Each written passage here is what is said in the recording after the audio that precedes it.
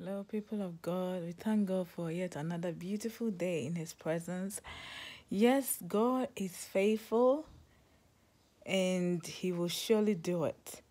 Amazingly, God reigns forevermore.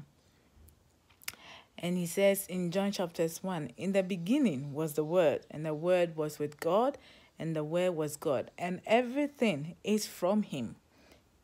Everything is from God.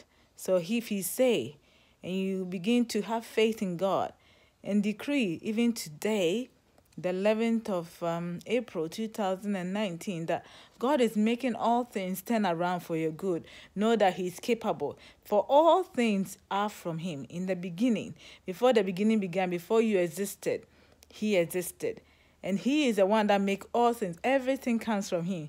So I can see everything turning around, turning around for our good. We can see everything turning around, turning around, turning around for our good. We can see everything turning around, turning around, turning around for our good. We can see everything turning around, turning around, turning around for our good. We can see everything turning around, turning around, turning around for our good. We can see everything turning around, turning around, turning around for our good.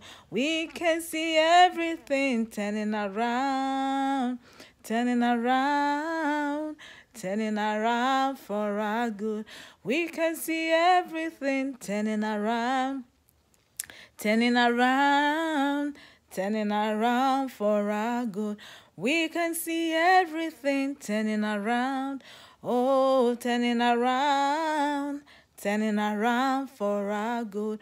We can see everything turning around, oh, turning around, turning around for our good. We can see everything turning around, turning around, turning around for our good. We can see everything turning around, oh, turning around, turning around for our good. We can see everything turning around, turning around, turning around for our good. We can see everything turning.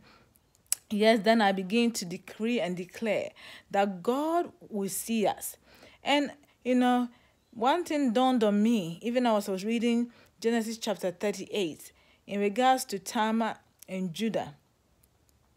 I believe the story is also elaborating on the fact that, our appearance or what we wear, speaks a lot of volume. Before someone even begin to, see our face, or, like they said, Tamar was at the roadside, and he must have dressed up like a prostitute because Judas thought he was a prostitute. Without seeing, obviously, if Judah had seen his face, he would have, recognized her as Tamar, the daughter-in-law, but didn't see the face. He only saw how she was dressed. It's important as children of God that we dress accordingly to, emulate our status as ambassadors of Christ Jesus himself, the King of Kings and the Lord of Lords. Let's dress up to the glory of God, because like I said, Judah saw Tamar as an ordinary prostitute, and that's why he made for. And I had compassion for Tamar. For Tamar has been mistreated for so many years. He's been sent to live in his father's, household because, Judah thought, she was the cause of the death of all the children that he's been married to in the family. The youngest, who is Sheila, according to her culture, was denied her. She was tired of her situation. She was desperate. And out of her desperation, even God was in there. God gave her double for her trouble. And after all that she went through, God gave her twins. That's how God works. But what I'm saying is, as children of God, let us have our confidence in God and let God lead us. she went through really extreme ends to achieve what she wanted to. But I guess sometimes we get to a place where it doesn't matter anymore what we do. All you know is, I can't be where I am. If we get to that place, I can't be where I am. I need to move. I guess that was Tamar's disposition. She knew that she was tired of her situation and she had to do something. It might not be the most logical thing to do, but I guess, God made it all turn it out for her good. We can see everything turning around for our good, especially the inequalities that we face as people of God, as women, in particular.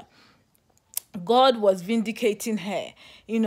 At the same time, I believe that, like I said, God, people will see us. But it also seems to think that Judah had forgotten her, because even though, her face was not shown and she was dressed, differently from what she would normally appear to be, at the same time, you would think Judah would probably recognize the daughter-in-law's voice. It means that in Judah's life, Tamar was totally forgotten. But remember, God's never forgotten us. God's delayance is not his denial.